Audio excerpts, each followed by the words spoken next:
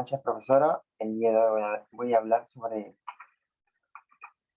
los instrumentos que se utilizan para la medición, perímetros, pliegues cutáneos y diámetros.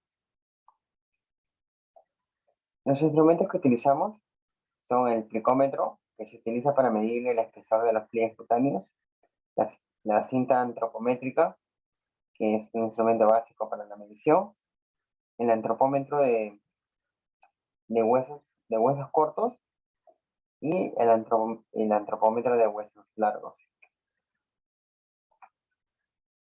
El peso y la talla. El peso es la fuerza que ejerce la materia en un campo gravitacional estándar. El material que se utiliza es la balanza o la báscula. Siempre se sugiere al evaluado que esté con la menor cantidad de ropa y que sea siempre en ayunas. La talla. La talla es la distancia perpendicular entre los planos del vértex y el inferior de los pies.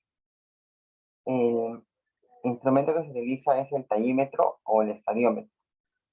El sujeto tiene que estar de pie, talones juntos, y junto con el evaluador tiene que estar en el plano de Frankfurt. También hay la talla sentado, que es la distancia perpendicular entre los planos del vértex y la región inferior a los glúteos, como el sujeto sentado. Los materiales que se utilizan son el tallímetro y el banco antropométrico.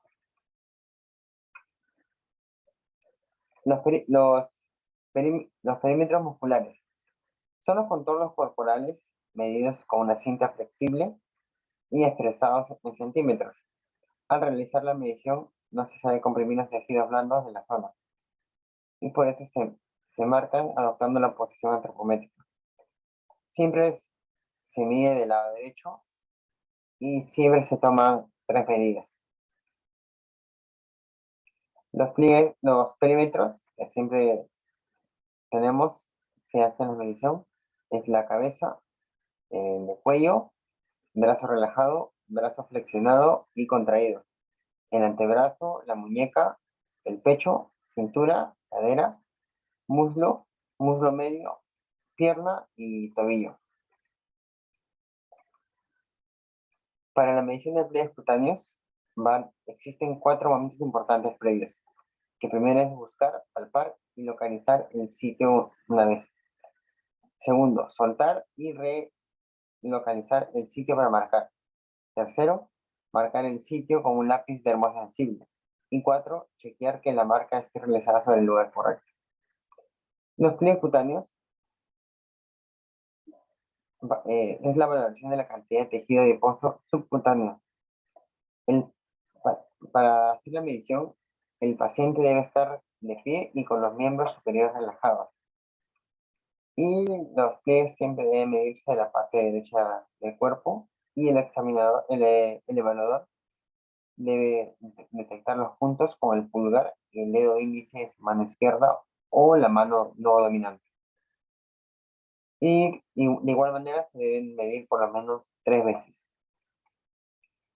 Tenemos el pliegue del tríceps o el pliegue tricipital, que se define como la doble capa de piel y tejido adiposo subyacente en la zona tricipital del brazo. Esta medición se hace en milímetros.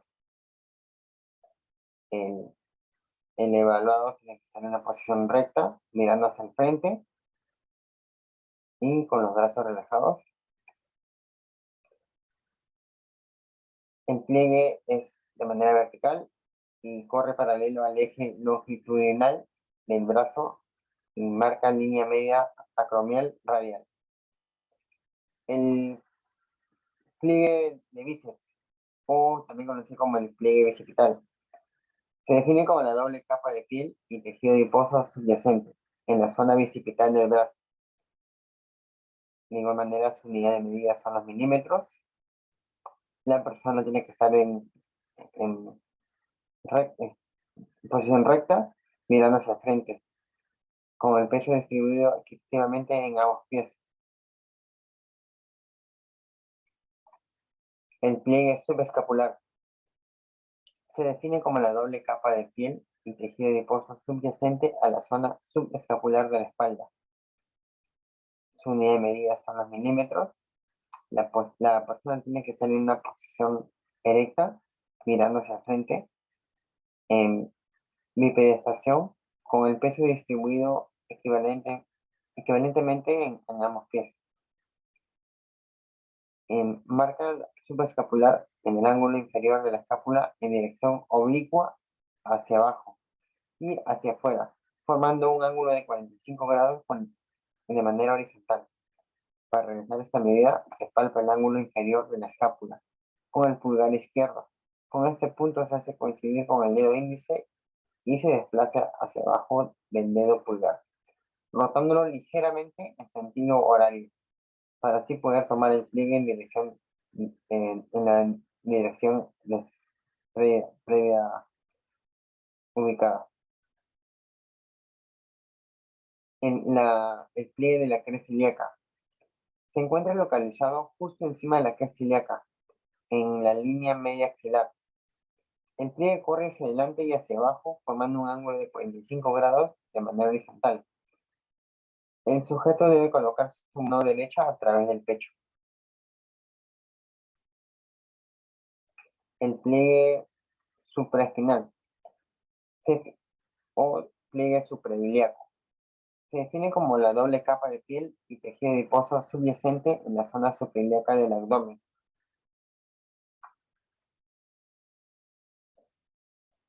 El pliegue corre hacia adelante y hacia abajo, formando un ángulo alrededor de 30 a 45 grados de manera horizontal. Para facilitar la toma de esta medida, el evaluado coloca su mano derecha a través del pecho. El pliegue abdominal.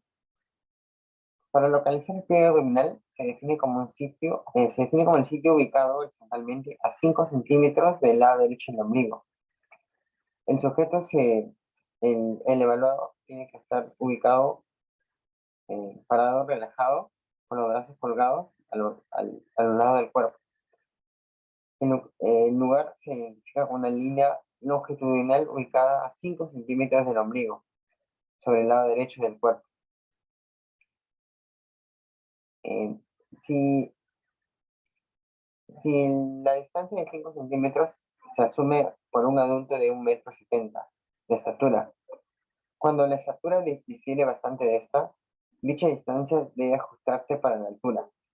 Por ejemplo, si la estatura es de 1,20 m, la distancia ajustada será 5 centímetros por 1,20 m dividido por 1,70 m, el cual es 3,5 centímetros del lado derecho del ombligo. Y ahora, una vez hallado el punto de medición del pliegue abdominal, se define como la doble capa de piel y tejido adiposo subyacente a la zona media del abdomen. Su unidad de medida son los milímetros.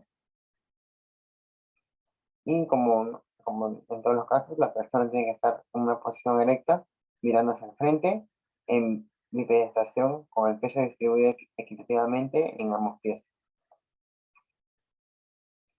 El pliegue cutáneo del muslo medial anterior se define como la doble capa de piel y tejido adiposo subyacente en la zona anterior del muslo. Su unidad de medida son los milímetros y el evaluador debe estar sentado apoyando los pies en el suelo, formando sus rodillas un ángulo de 90 grados. El evaluador, si el evaluador tiene dificultades, se toma, en la toma de este pliegue, el estudiado puede sostener con ambas manos su muslo en esta posición para, para poder ayudar a la medida. El pliegue de la pantorrilla medial lateral se define como la línea vertical sobre la marca de la pantorrilla medial. La posición del sujeto debe estar en una posición relajada, de pie, con el pie derecho ubicado sobre la caja. La rodilla derecha se mantiene flexionada a unos 90 grados aproximadamente. El método es: el pie derecho del sujeto es ubicado sobre la caja con la pantorrilla relajada. El pie es paralelo al eje largo de la pierna. Los diámetros.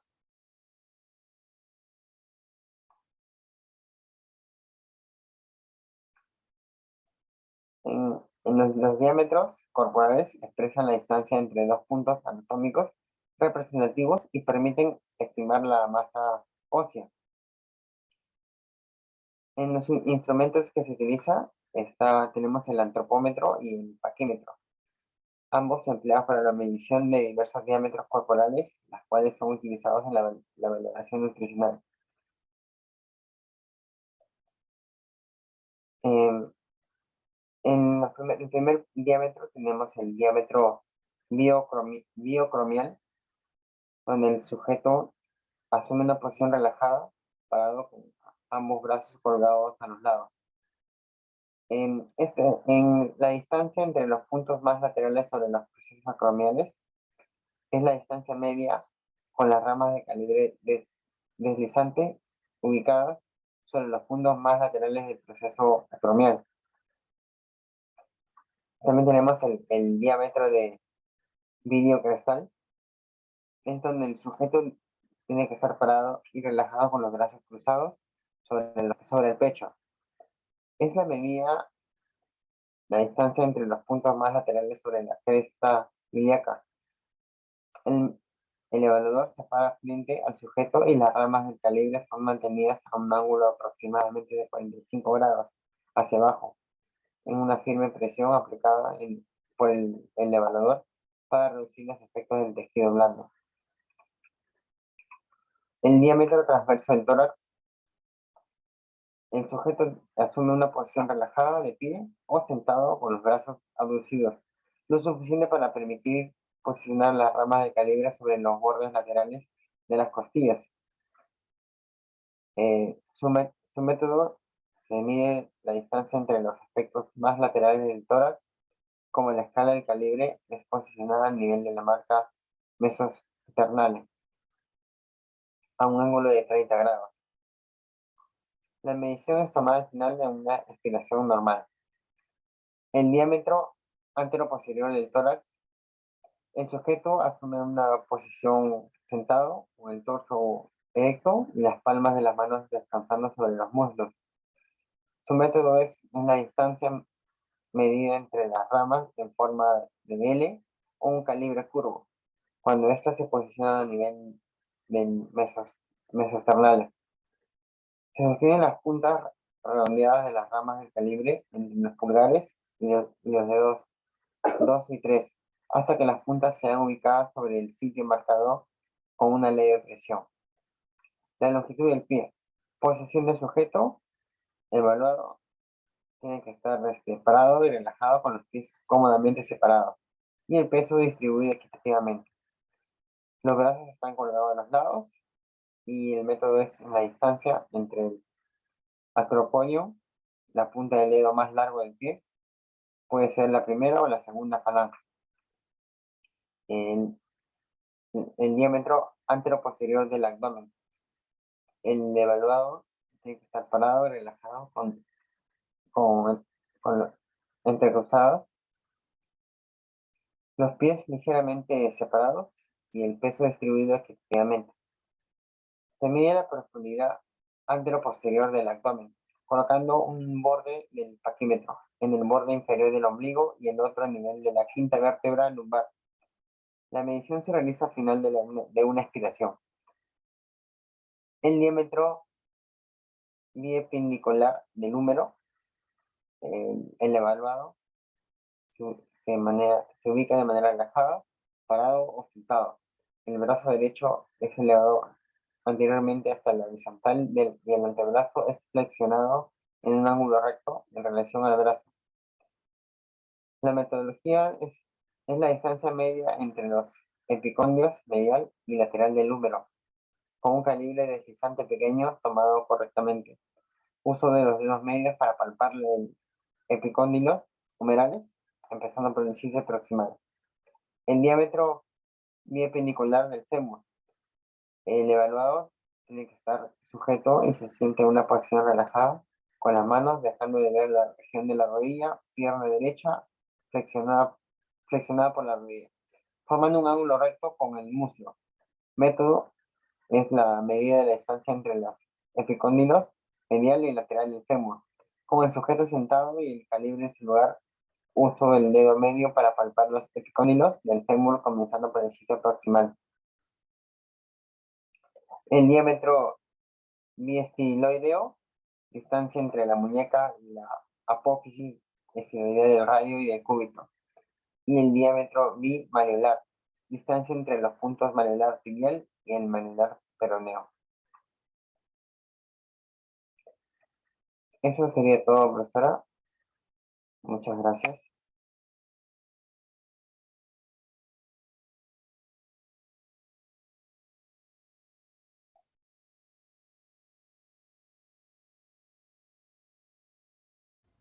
Buenas tardes, Miss Janet Tito. Les saluda la alumna María Rosario Pantarrisco.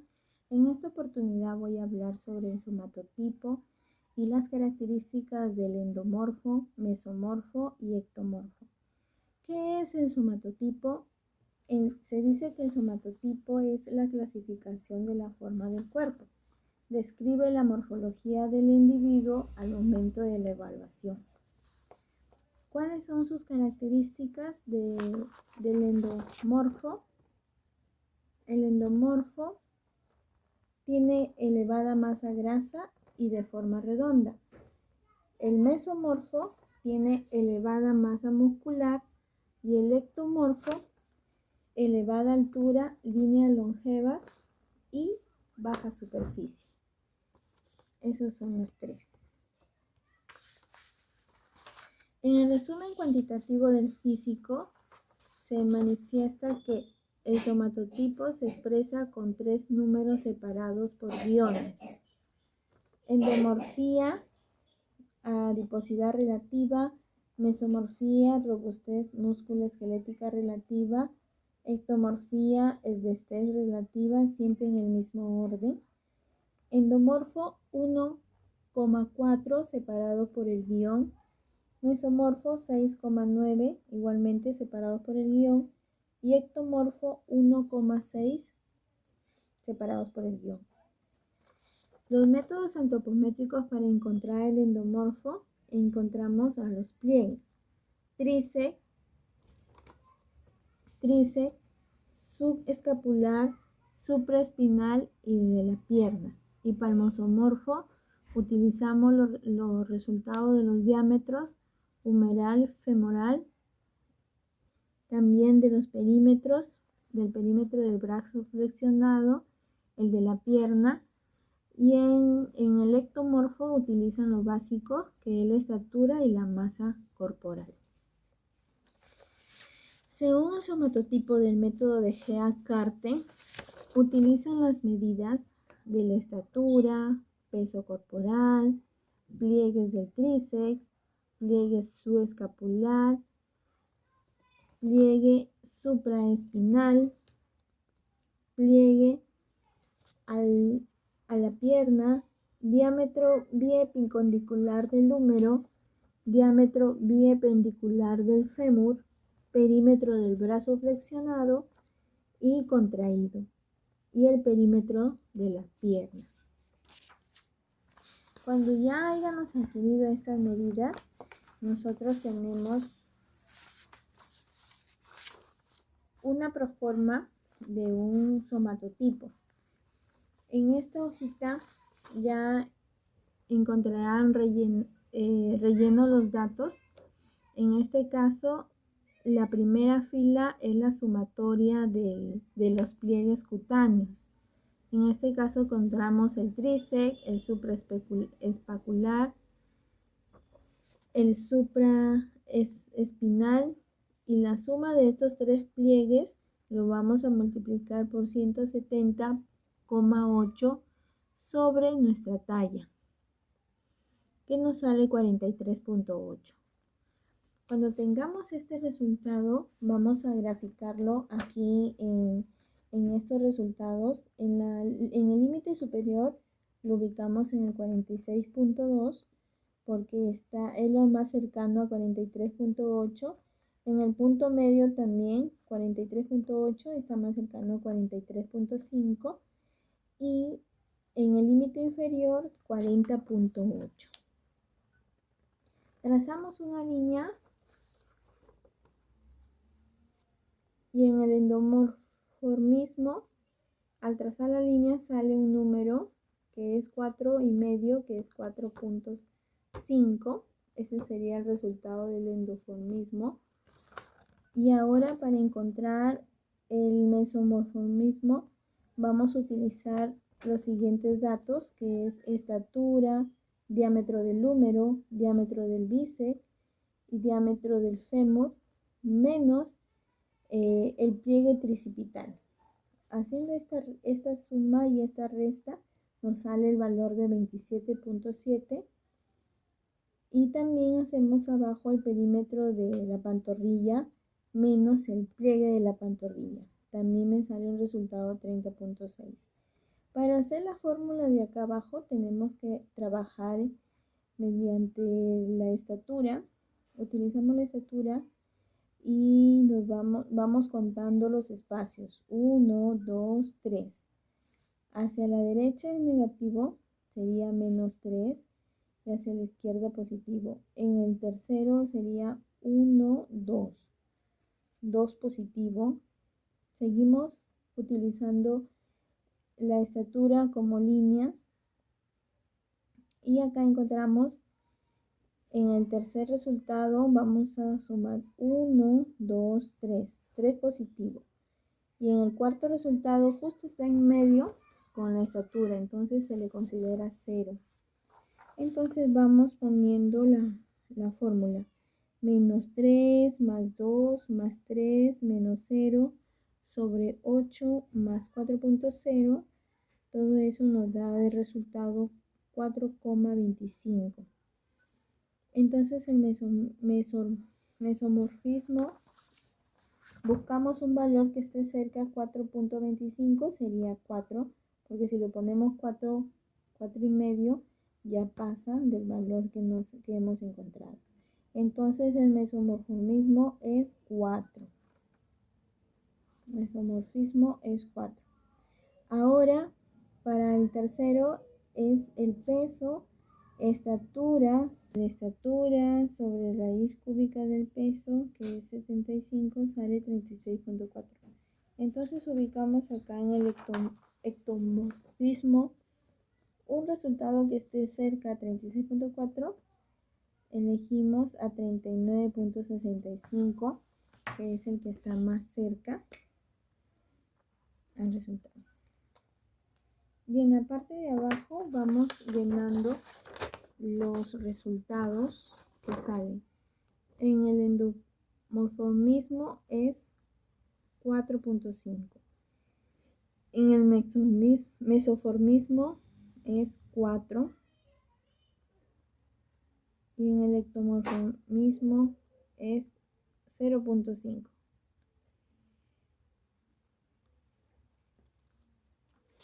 Luego, cuando ya tengamos esos valores, vamos a ir a la somatocarta, a graficarlo. Tenemos acá dos ecuaciones acá. En el eje X, que es la parte de abajo, es el eje X. Y en la parte horizontal es el XY. Entonces tenemos una ecuación, dice que X es igual a ectomorfismo menos endomorfismo. Y Y es igual a 2 por mesomorfismo menos, abro paréntesis, endomorfismo más ectomorfismo, cierro paréntesis. Entonces, ¿cuánto ha sido mi ectomorfismo? 0.5 menos endomorfismo 4.5.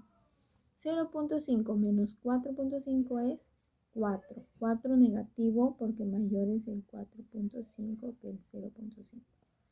Ahora para hallar a Y es 2 por mesomorfismo menos endomorfismo más ectomorfismo. ¿Cuánto es mi mesomorfismo? 4. Menos, cierro paréntesis, endomorfismo es 4.5 y más ectomorfismo me salió 0,5. Y es igual 2 por 4, 8.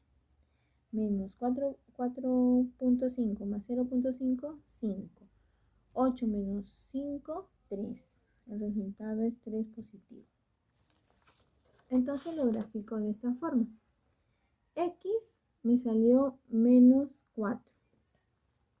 Menos 4. Acá trazaría la línea de X. Y la línea de Y lo trazaría en 3 positivo. Acá, 3 positivo. 3 positivo. Vamos a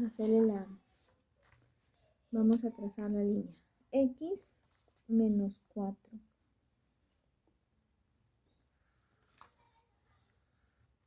Y Y 3 positivo.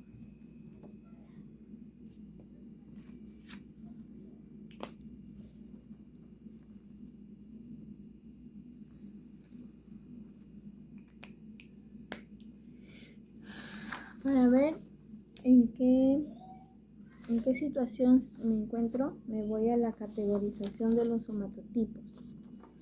Aquí tenemos que categorización de los somatotipos. El central no va a ser porque no lo tengo en el centro. Ningún componente está en el centro. Ectomorfismo, el endo es dominante y el ectomorfismo es mayor que el mesomorfismo, que tampoco tiene nada que ver. El endomórfico balanceado, el endo dominante y el ectomorfismo con el mesomorfismo son iguales, no difieren en más de 0.5 tampoco. Entonces sería el endomesomórfico. ¿Por qué? Porque el endo es dominante y el mesomórfico es mayor que el ectomorfismo. Entonces estoy dirigiendo al endomesomórfico. Entonces, las personas que son endomorfícos presentan elevada masa grasa y son de forma redonda.